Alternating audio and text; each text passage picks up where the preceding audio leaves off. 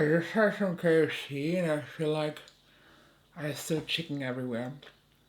And I don't know why I eat KFC because I cannot do spicy food, but I always eat their hot wings and I already know how much I will suffer later today. But it was worth it. So welcome to the foundation roundup. Just like with the powder roundup, I just thought I collectively review foundations that I've been recently testing. And I don't know how this happened, but I actually have 5 foundations that I bought in the past weeks and month and that I've been testing in the past weeks specifically for you.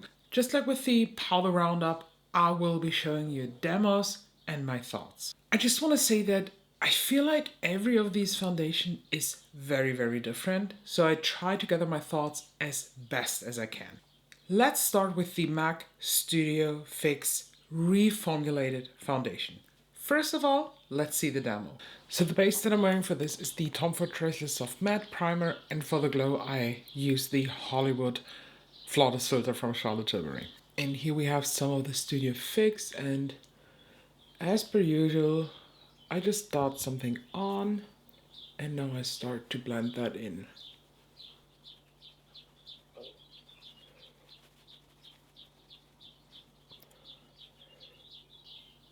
Oh, I didn't mention it, the concealer that you are seeing is the Clé de Peau Stick Concealer.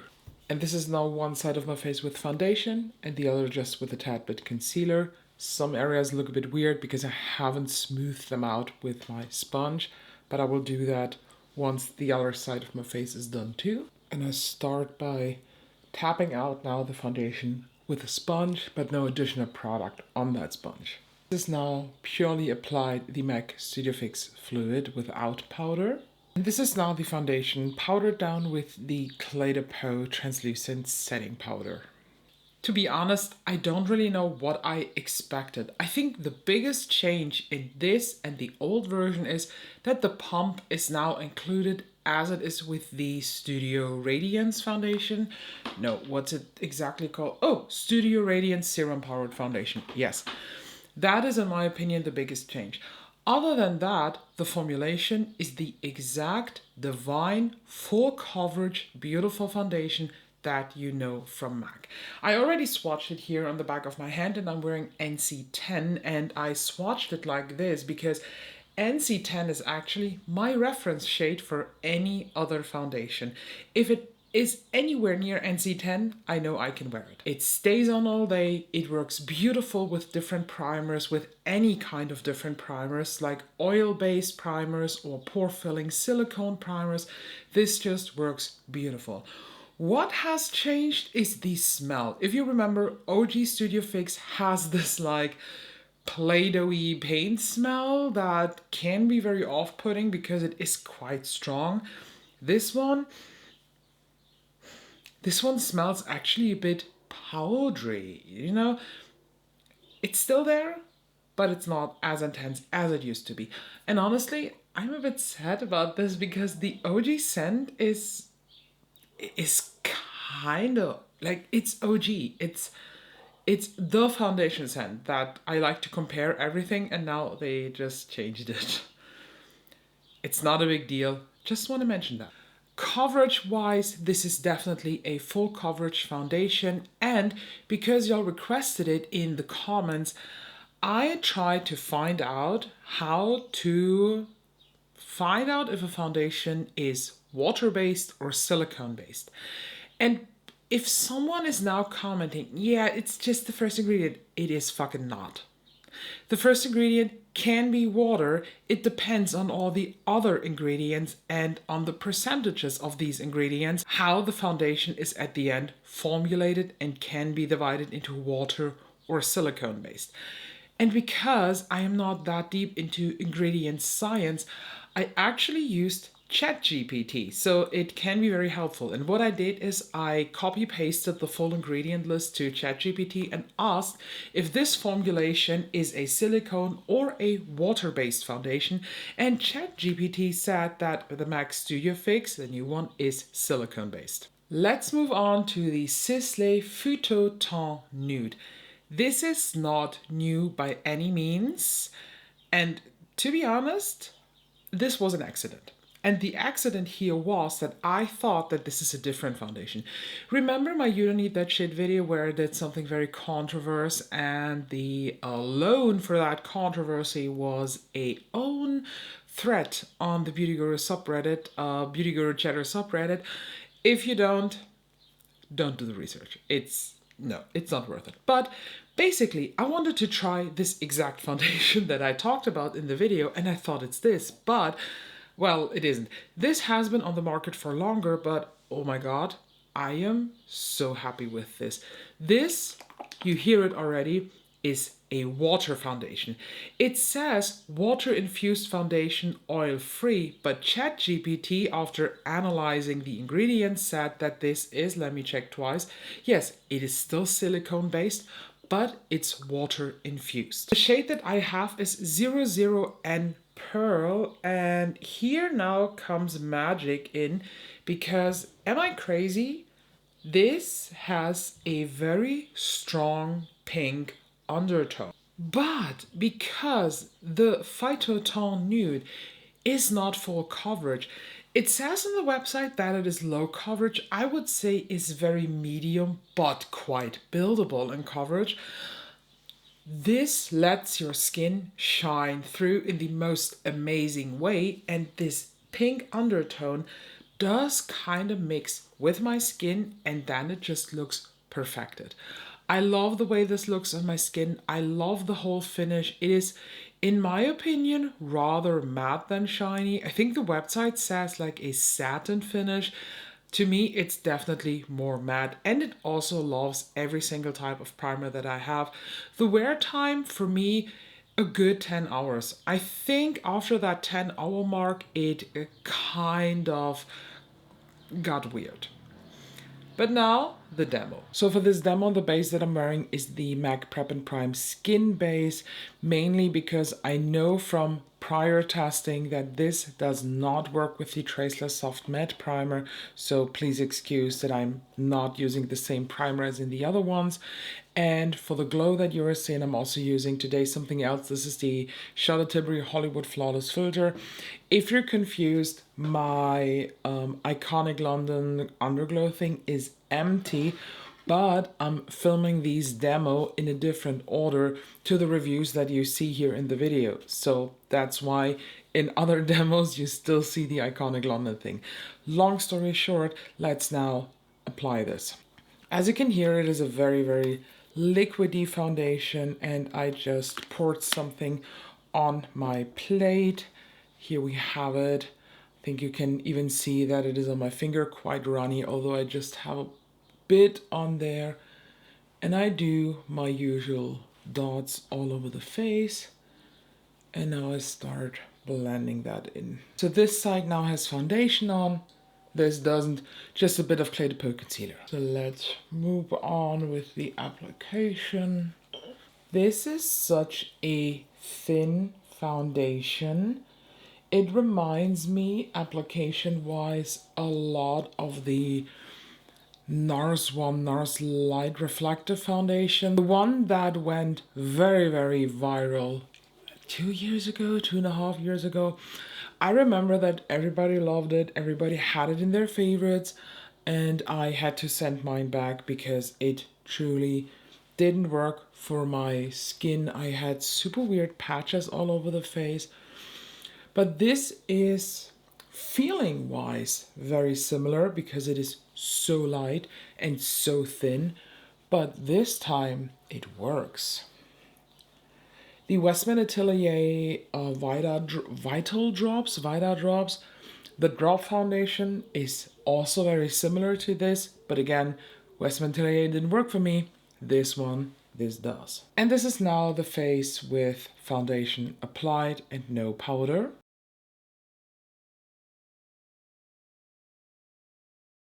Let's talk about the Made by Mitchell Truth Tint. In my opinion, this is a foundation that is not talked about enough. Let me show you the demo, because In the demo, I talk about a very, very important thing when it comes to the shades. So before I get into the demo, I just want to show you a very big shade comparison between the different shades in the Truth Tint. So when I initially ordered this, I ordered TT1 and TT3. TT1 is described as fair or light or something like that with olive undertones, while this one is with neutral undertones. I don't know why I thought olive is a good choice. I kind of had the feeling that, well, if this has an olive undertone, and someone commented that I might have an olive undertone, so that's another topic.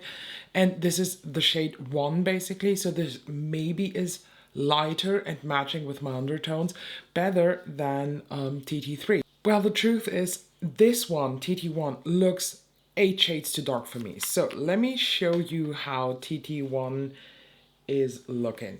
See this? It is straight up yellow on my skin when you just compare it with the undertone. And now just to compare it, here we have, if it could please come out, here we have TT3 next to it. So look at these two shades in comparison. It's insane how much of a difference there is between TT1 and TT3, and that is caused by the undertone. I also bought the balm concealers in BB1 and BB2, and they do not have this problem. So this is BB1, and I swatch it underneath. Look at how good this looks. And then I have, let me open it quick, BB3, and I swatch that now next to it. BB1 also has a much warmer undertone. Of course, it's also the olive undertone, but BB1 I can use as face concealer. I didn't use it as face concealer today because, well, I forgot it actually, so that's totally my fault, but I have used it already and it's awesome. I have also used the shade BB3 as my under eye concealer, and I probably will do this today too because this looks so good. So sadly, TT1 definitely not matching for me. If you're an NC10 girl, don't try this shade. This will not look good for you. So for the base, I again used the Tom Ford Traceless Soft Matte Primer, and for the glow, the iconic London Underglow Blurring Primer, which is nearly empty. And I applied a bit of the Clé de Peau concealer here in this and this area. Somewhere else? Yeah, this and this, I think. That's it. I love the squeezy tube, but heads up, when you order this and it comes to you by air, so in an airplane, you definitely need to let it settle. Just stand it somewhere, let it settle down, open it, and then squeeze out whatever is stuck here. Because of pressure, there is kind of an air bubble here inside that needs to be released. Otherwise, this is very, very messy. And I start as per usual by dotting something on, and now I just blend that in with a brush first. This is so lightweight. I love it. This is now this part of my face with the foundation or the Truth Tint. Coverage wise, very low, but it's a skin tint. And honestly, do you know what this coverage level and the feeling of the skin tint reminds me of? Actually, the Lisa Eldridge one. What I do, as per usual, I now go over everything just with a sponge, especially the center of the face where just streaking is always happening to me. Doesn't matter what brush I use, and it doesn't matter what foundation. And here you have the Truth Tint freshly applied. And this is now everything powdered down with the Clé de Peau Translucent Setting Powder. So as you saw in the demo, I am wearing the shade TT3 now, while in the matching concealer, I can wear both. I got already a comment in a Get Ready With Me from someone with an olive undertone, and they said that this foundation is definitely not olive. It is way too warm, way too yellow. So let me just swatch that underneath.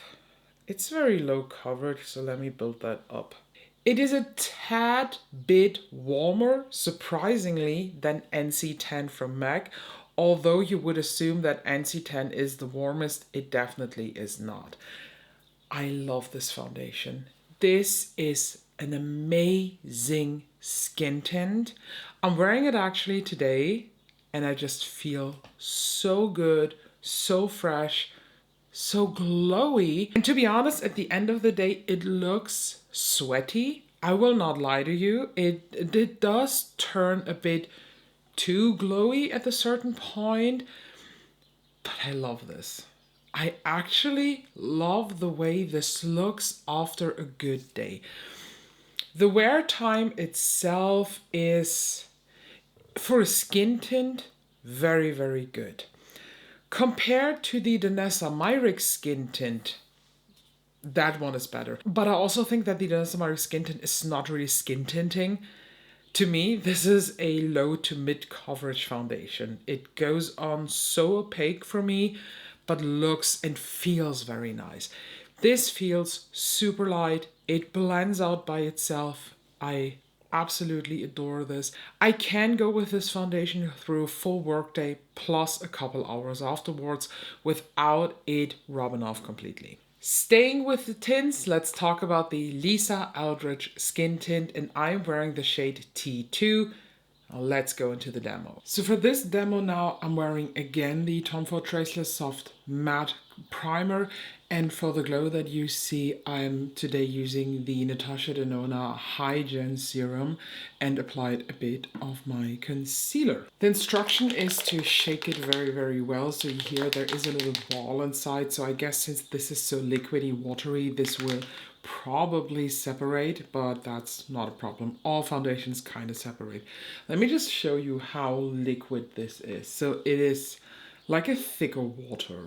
And as per usual, I just dab here a bit onto my face and I start to blend that in.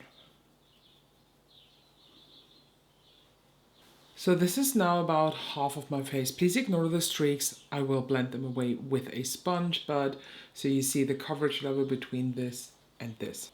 With no additional product, I now just dab over the whole face. And I take a bit more of the foundation and dab it here on those parts that do not have the best coverage. And I dab over them again. So this is, as you can see, not that covering and not very building, but that's fine. And here you have the whole face with the Lisa Eldridge skin tint. And here is everything powdered down with the Clé de Peau translucent powder. E2, in my opinion, has the most warm undertone out of everything. And this shade, I actually matched myself with the Lisa Eldridge Match Matrix. So on the Lisa Eldridge website, you have a matrix where you can look what foundation shade are you in the seamless skin, and it will tell you which one you are in the seamless enhancing tint.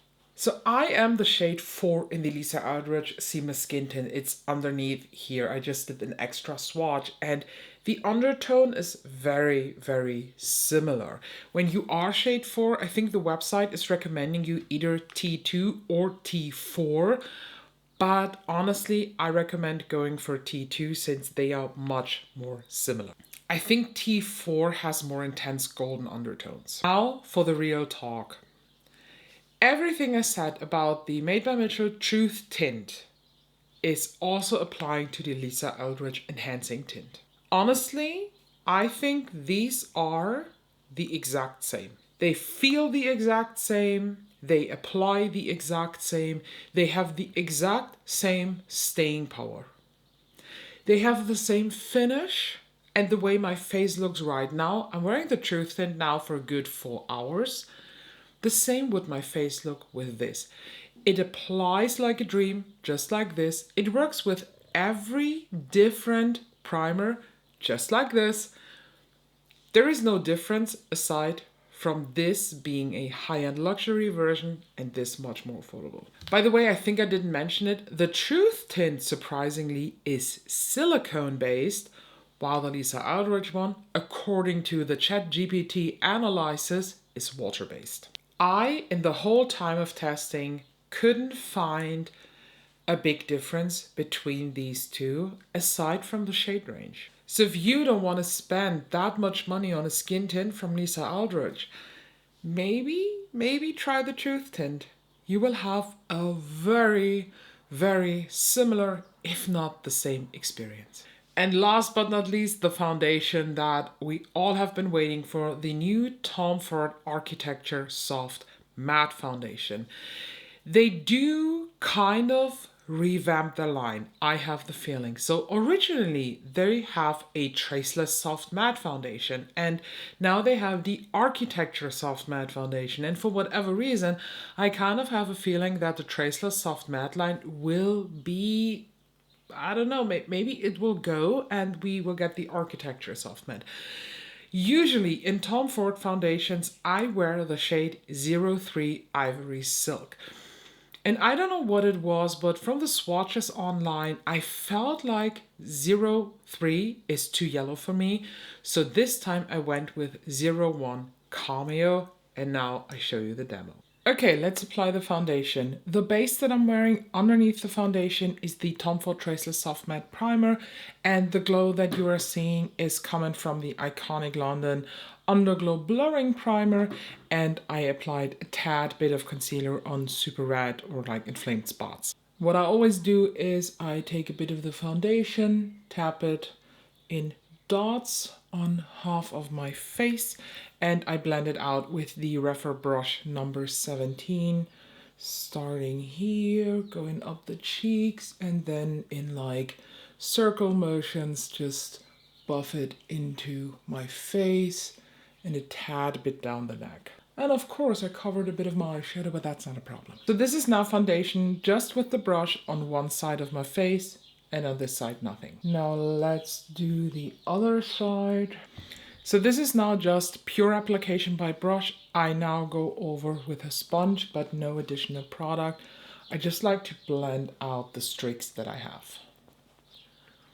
And even if there are no streaks, I always do this. It just, I don't know, it kind of takes away a bit too much foundation, and it just smooths and softens everything. Not gonna lie, it looks a bit weird. It could be the primer. Since we are just in a demo and the review is like going on a bit later to this demo, I will clear that off for you in the review itself. This is now the foundation powdered with the Clé de Peau translucent powder, and as a setting spray I use the Benefit Professional Super Setter. I still have some things here going on, so future me who is actually doing the review, please tell the people what exactly here happened, because the days prior to this demo video I didn't have these issues, but future me will tell you if I had these issues with other primers too. Thank you, past me, I heard you. Something went horribly wrong in that demo, but I decided to not re-record it because that would be just a lie. And I used this in the demo, as I told you, together with the Traceless Soft Matte Primer, and both foundation and primer are silicone based. Usually silicone plus silicone works. Silicone based and water based works fine too. So honestly, I have no clue what exactly went wrong, because the Traceless Soft Matte Primer is the only primer that gave me this weird finish with this foundation. Everything else, amazing. Absolutely fantastic, seamless, beautiful, smooth, thick. Let me tell you, this is full coverage. So here I have a swatch of the foundation, and honestly, I think this one is the closest to NC10 out of the new foundations that I tested. I think the shade match 01 Cameo is so much better than Ivory Silk that I am thinking of replacing my Shade and Illuminate foundation with this shade. I love the Shade and Illuminate, but it always felt a bit weird because of that very golden undertone. Compared with the Traceless Soft Matte foundation, I like this even better. The Traceless Soft Matte compared to this feels like a foundation. You apply this and you feel a foundation. You feel something on your skin. This one is also quite foundation-y like applying, but it is a bit like the Sisley one. Because of the formulation, you dab it on. You do not need a lot of dabs. Let me say that for the cheek, now I can't remember how much dabs I used in the demo. Maybe that was also a thing, but now I'm applying like 1, 2, 3. That's it. I dab on my plate and then 1, 2, 3, and then I start blending. And then I go over it with the sponge if needed. Full coverage at its max with so little product. And I also think the packaging of this is so much more luxurious than Traceless Soft Matte. And I know you want to know the honest opinion. Is this a must buy or not? I say it depends. It just depends a lot. Are you looking for a matte, full coverage foundation that will bring you through the whole day? Let me tell you, staying power of this is insane. Usually I wear my foundations a good 14, 15, 16 hours. I will not tell you that this does look the same as freshly applied when I wear it 15 hours. No, please. Don't let anybody ever tell you that a foundation can look just like freshly applied after 15 hours. That is just not possible. But it looks so good. It is still there. My face is still very evenly covered in foundation. And I know this sounds a bit weird, but a good indicator of how much foundation you actually still have on your face is when you just compare how does your sink look when you wash your face in the evening. And honestly, after this foundation, my sink is full of foundation water. I can see when I remove my makeup how I'm dissolving foundation from my face, and when I then just wash it all off my hands and off the face, the water is brown. While with the Truth Tint or the Lisa Eldridge one, the water still has a brownie tint, but not so much. If you have now the Traceless Soft Matte foundation, is this foundation a good addition or should you exchange it? Honestly, I would exchange it. I don't think it's a good addition. You definitely do not need both, and I am pretty sure that I will in the next few days or weeks declutter the 0.3 Ivory Silk foundations from Tom Ford, and at one point I will probably repurchase the other one, the Shade and Illuminate, in a matching shade, but I think it's quite hard to get. So a lot of shades here of the Shade and Illuminate are sold out. So what's going on over at Tom Ford?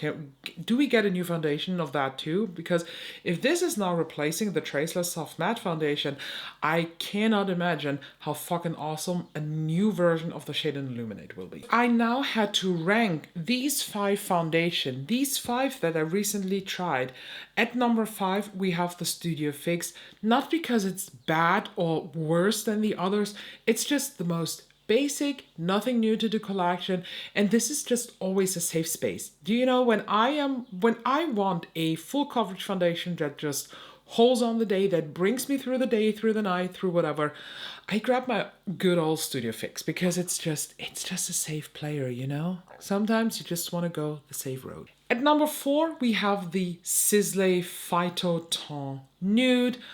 I love the way this looks on my skin. It's very, very light, very easy to apply, and because of its more matte finish, and I am currently craving more of a glowy, sweaty finish, this is just number 4. And therefore, Architecture Matte comes at number 3 to me. I love this foundation. I'm happy that I tried it, but I'm just craving something not matte at the moment. And I think it's quite clear.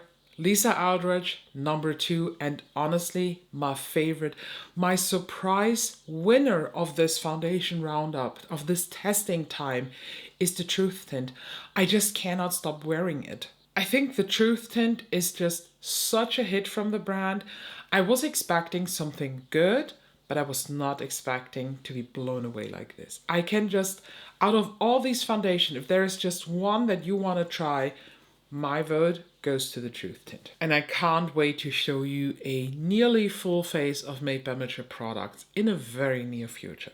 I just realized that in the beginning of the video, I did not tell you something about my skin type, because there are not only old people, like older subscribers, not age-wise, but subscribe time-wise. Okay, here are also people watching that never watched me before. So, my skin type is very, very normal. I do have some spots with some dry flakes going on, mostly in these areas here, sometimes here, and a lot of the times here at my hairline. I do not have so much of an oily spot going on, maybe a bit here and like on the sides of my nose, but I would consider my skin these days pretty much normal. I do have some acne spots, I do have some redness going on, some scarring going on, all that shabazz.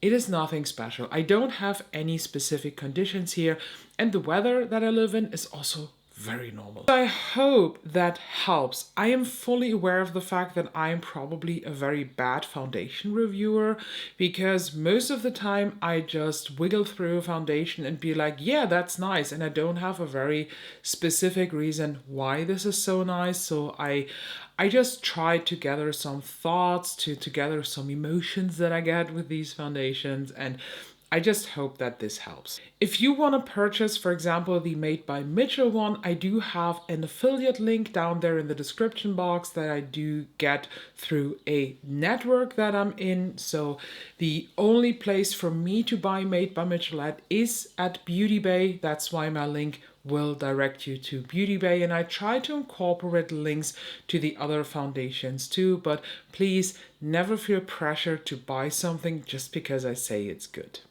And just because I say that the Truth Tint is the best out of the 5 does not mean that you have to buy this. When you, for example, already have a good skin tint that you like, or maybe you already have the Lisa Eldridge one, then I don't think it is super necessary to add the Truth Tint.